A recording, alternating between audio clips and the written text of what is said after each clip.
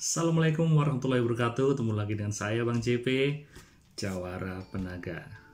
Ya, sebelumnya saya mengucapkan selamat menunaikan ibadah puasa bagi rekan-rekan muslim yang menjalankan. Seperti yang kita ketahui, kalau kita sedang di bulan puasa akan ada beberapa penyesuaian bagi kita yang berlatih bela diri, baik secara jadwal, baik secara porsi latihan, dan segala macamnya. Untuk kali ini yang kita bahas adalah bagaimana kita sebagai guru atau pelatih dalam menghadapi penyesuaian bulan puasa. Nah, dengan kita menjalankan puasa Ramadan bukan berarti kita menjadi tidak produktif di bidang olahraga atau bela diri. Justru sebaliknya, ini adalah momen-momen penting tanpa kita harus menghilangkan kewajiban daripada kita beribadah. Mau tahu apa itu? Mari kita cek dulu.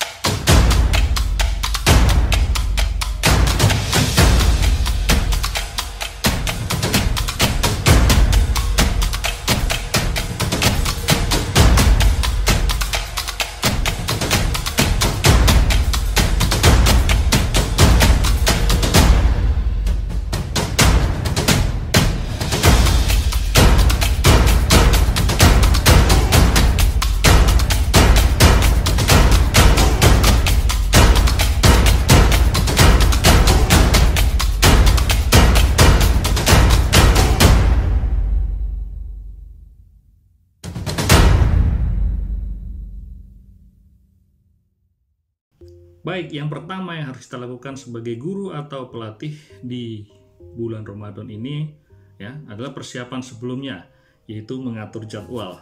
Pertama, kita harus mengontak murid-murid kita, baik yang privat, reguler, siapapun itu. Nah, kita kontak dulu, kemudian kita musyawarahkan. Untuk privat, bagaimana waktunya? Untuk reguler, apakah ada perubahan? Kemudian untuk kelas online, apabila Anda sudah punya kelas online, nah itu juga ada penyesuaian. Kalau saya, yang saya lakukan adalah untuk jadwal pagi sampai siang, saya tiadakan. Biasanya di bulan Ramadan, saya hanya berlatih di sore dan malam. Sore bisa satu kelas, biasanya di antara kisaran jam 4 sampai jam 5 ya, atau setelah asar lah. Kemudian untuk malam, setelah sholat tarawih sampai ke bawah misalnya. Jadi tanpa menghilangkan kewajiban kita untuk beribadah. Meskipun sholat tarawih itu sunnah, alangkah lebih nikmatnya kalau dikerjakan tarawih bersama.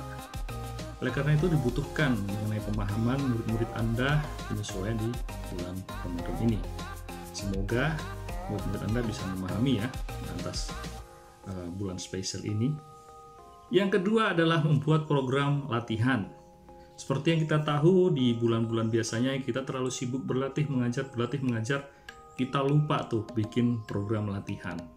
Program latihan seperti apa itu? Yaitu sebuah program ya, artinya tulisan kita dalam menyiapkan misalnya porsi latihan untuk anak-anak seperti apa apabila nanti ada anak-anak ingin berlatih kepada Anda, orang tua dan segala macam. Anda punya program latihannya sendiri.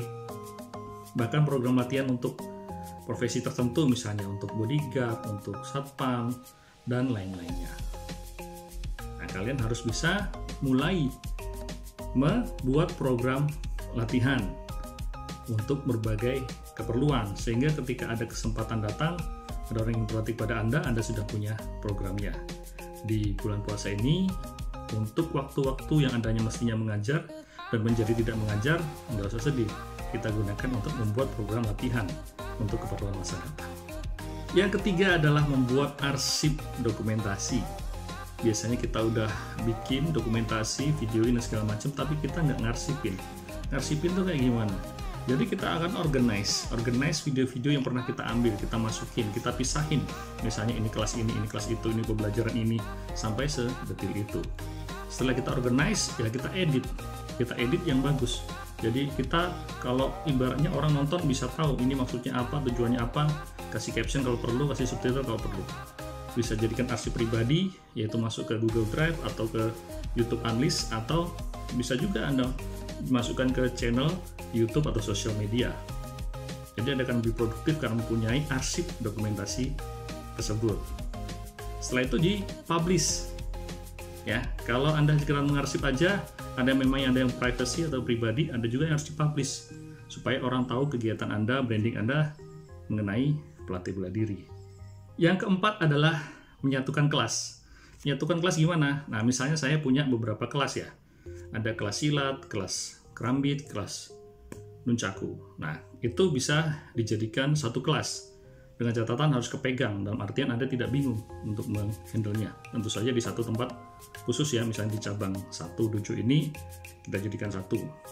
Atau bisa juga dengan misalnya Anda di dojo ini mengajar silat di hari Senin dan Kamis. Anda jadikan satu kelasnya. Memungkinkan nggak seperti itu? Diskusikan dan musyawarahkan dengan murid. Dengan menyatukan kelas kita lebih produktif, tentu saja dengan bantu asisten-asisten kita sehingga semuanya kepegang, tidak mengurangi kualitas. Yang kelima, kita harus sudah memulai kelas online loh. Karena sudah mulai kebutuhan ya, keharusan. Bukan aji mumpung, bukan. Jadi kelas online ini mempunyai fleksibilitas mengenai waktu yang luar biasa. Ya, jadi itu bisa diatur dan tidak terbatas mengenai jarak. Murid Anda di mana dan Anda lagi di mana, itu tidak terbatas itu lagi. Oleh karena itu saya membuka kelas online ya sejak 2019. Anda pasti sudah tahu, Anda bisa tonton videonya di keterangan. Jadi saya sudah membuka kelas online yang melalui aplikasi Zoom ya. Jadi kita bertemu di aplikasi, kemudian kita membahasnya, latihan itu, latihan bersama, kemudian evaluasi. Nah, ini saya membuat lagi yang baru. Kelas online by video tutorial. Artinya saya bikin kelas online untuk orang-orang yang koneksi internetnya jelek. Jadi nggak bisa Zoom langsung. Jadi saya akan kirimkan video untuk latihannya, kemudian evaluasi juga melalui video dan chatting maupun video call. Kalau memungkinkan ya, kalau tidak ya hanya melalui tukar pesan video saja. Nah, ini sudah terjadi. Saat ini ada beberapa murid ya sudah mengikuti mengenai itu. Karena murid-murid saya tidak bisa ikut kelas reguler, jadwal kerjaannya itu kadang padat, kadang enggak, tidak tentu. Jadi nggak bisa ikut kelas reguler. Terus juga untuk privat juga nggak bisa karena beberapa hal pekerjaan menginginkan dia tetap selalu standby. Nah, seperti itu. Makanya saya buat kelas online berdasarkan video tutorial. Yang keenam, kita harus mulai membuat video tutorial, misalnya terkait dengan yang sebelumnya saya sebutkan. Dengan saya sering membuat video tutorial, ya, baik itu butuh atau enggak, ya kita bikin aja, kita arsipkan, kita dokumentasikan. Nah, kemudian kalau perlu kita seriusi. Saya sudah membuat satu bentuk flash disk ya, nunchaku tutorial dalam bentuk flash disk yang sudah jadi, yaitu nunchaku basic, dan tentu saja akan saya teruskan ke video-video tutorial berikutnya. Komen di sini kalian aja Anda ingin mau video tutorial bentuk apa dan flash disk yang materinya apa aja, silat, kerambit, nunchaku. Nah, kita akan bikin bertahap. Nomor 7 itu membuka sistem coaching. Di pandemi kayak gini kan banyak sekali orang itu mengalami kemunduran baik dalam berlatih, berpikir, dan berkreasi. Saya lucu nih, saya mendapatkan satu kerjaan ya, namanya coaching martial art. Jadi kita mengcoach atau membimbing orang di bidang bela diri.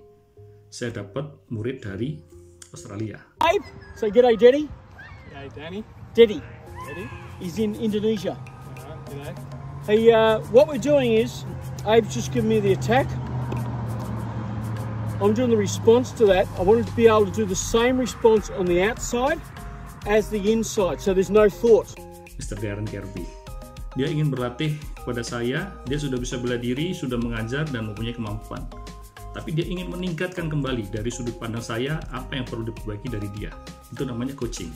Saya membimbing dia, memberikan pengalaman-pengalaman, experience, juga memberikan tips dan trik dalam menguasai teknik tertentu. Bagaimana lebih cepat, bagaimana lebih kuat, bagaimana beradaptasi dengan cepat dari suatu keadaan tertentu.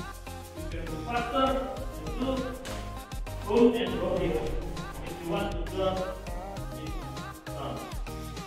So the simple thing is the skill how to move outside and inside more fast to separate it. Kita udah jalan nih, dan beliau sudah ikut 6 bulan ya, 6 bulan ke depan. Dan itu belum selesai, dia sudah pengen nambah paket 6 bulan lagi, alhamdulillah ya. Ternyata ada rezeki tidak terduga dari pandemi ini. Jarak-jarak yang dulu ada itu sekarang dihapuskan, orang dari berbagai negara bisa belajar langsung. Kemudian yang ke-8 adalah kita membuka latihan sosial. Seperti yang kita tahu, kita ada latihan profesional ya, kita bikin program segala macam udah dibayar. Kita juga ada latihan sosial. Nah, latihan sosial ini kita gunakan untuk meningkatkan jiwa sosial kita, kepedulian kita terhadap lingkungan. Di sini kita bisa mulai melatih, yaitu remaja masjid ya. Selain mereka tadarus, selain mereka beribadah, kita ada sisian waktu, kita kontak dengan DKM atau pengurus masjid, lalu kita diskusikan mengenai latihan bersama ya. Itu bisa dilakukan. Kemudian juga mengajar di panti asuhan, anak-anak panti asuhan. Nah, untuk kita meningkatkan pahala, ya, kita mengajar anak-anak panti asuhan sehingga mempunyai kekuatan ya, fisik yang kuat, jiwa yang sehat. Kemudian juga pesantren, Anda juga bisa mendekati pesantren, diskusi dengan ustadz-ustadznya, dengan kegiatan disesuaikan. Memang bulan Ramadan kita meningkatkan ibadah sehingga bisa berlipat ganda. Tidak lupa juga, kita sebagai pelatih-pelatih juga harus bisa mengambil momen kesempatan ini untuk beramal ilmu, untuk melatih secara sosial tadi. Iya, itulah tadi 8 cara dalam kita menghadapi bulan Ramadan sebagai pelatih bela diri atau guru. Jadi tidak usah khawatir mengenai jadwal latihan yang berkurang. Anda bisa switch ke kegiatan lain yang lebih produktif seperti yang saya sebutkan tadi. Like jika Anda suka video ini sehingga saya lebih semangat untuk bikinnya kayak gini lagi. Komen juga untuk mensupport saya, dan tentunya subscribe, nyalakan notifikasi. Sebarkan video ini apabila menurut Anda bermanfaat, sehingga semuanya dapat pahalanya. Itu aja dari saya. Subscribe channel Jawara Penaga. Assalamualaikum warahmatullahi wabarakatuh.